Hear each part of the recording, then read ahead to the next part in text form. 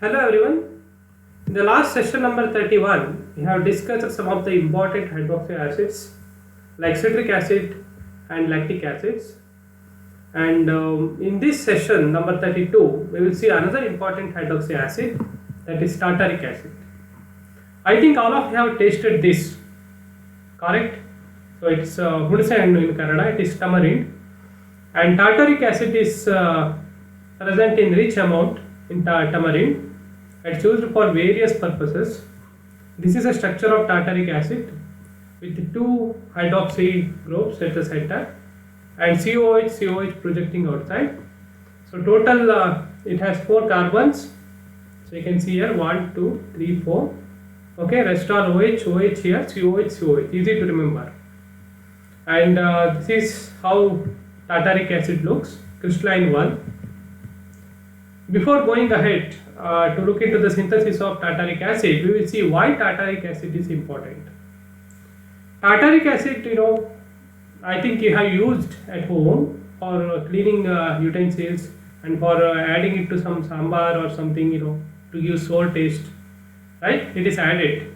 So it's a very good food additive and it's a food preservative and it is used in baking powder. Tartaric acid, baking powder as a leavening agent in food preparation. Okay, it can be used in all kinds of food except untreated food. And the tartaric acid is used for polishing silver, brass, and copper. Okay, this is very important. You must have seen at home the tartaric acid. That Huಣಸೆ ಹಣ್ಣು is kept near washing basin. Correct. Sometimes wash basin also you can clean if it is made up of steel, or you have utensils which are of copper or brass, bronze, something like that. After certain days, the upper layer gets tarnished because it undergoes air oxidation to give oxide, corresponding metal oxides. So if you use even citric acid also works, citric acid or tartaric acid, then what happens? Upper layer gets dissolved, that oxide will be converted to corresponding metal and metal corresponding salt, metal salt. So the upper layer will be removed, so the copper or whatever, brass, whatever is there, that will start shining.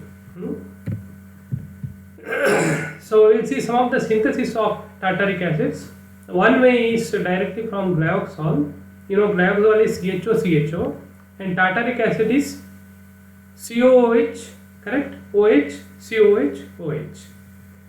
So if you want to do that, you do addition of hydrogen cyanide. It's a simple nucleophilic addition reaction across these two carbonyls. Once you get cyanide, you hydrolyze this. You get COH. You can do by bromination of fumaric acid. Fumaric acid with transalkene at the center. Once you brominate, it will be dibrominated. You will get bromo dibromo compound. You do hydrolysis, you will get OH in the presence of moist silver oxide or silver hydroxide. These are the different forms of tartaric acid. For your knowledge, tartaric acid was the one which was first separated by Louis Pasteur using naked eye, and then by some pickers, he separated the crystals of tartaric acid into plus and minus. It was existing as a mixture of plus and minus. He could separate them into plus and minus separately. These enantiomers he could separate, L and D. Okay, you can see the two enantiomeric form, and the meso form is also possible because it can have a plane of symmetry and it can have two chiral centers on both the side of the plane of symmetry. So mesoform is also possible. Okay, so this is just for your knowledge. These are some of the important references which I referred.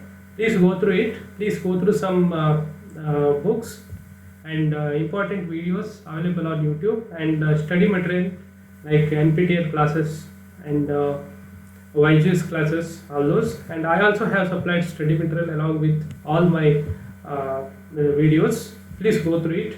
Thank you for watching.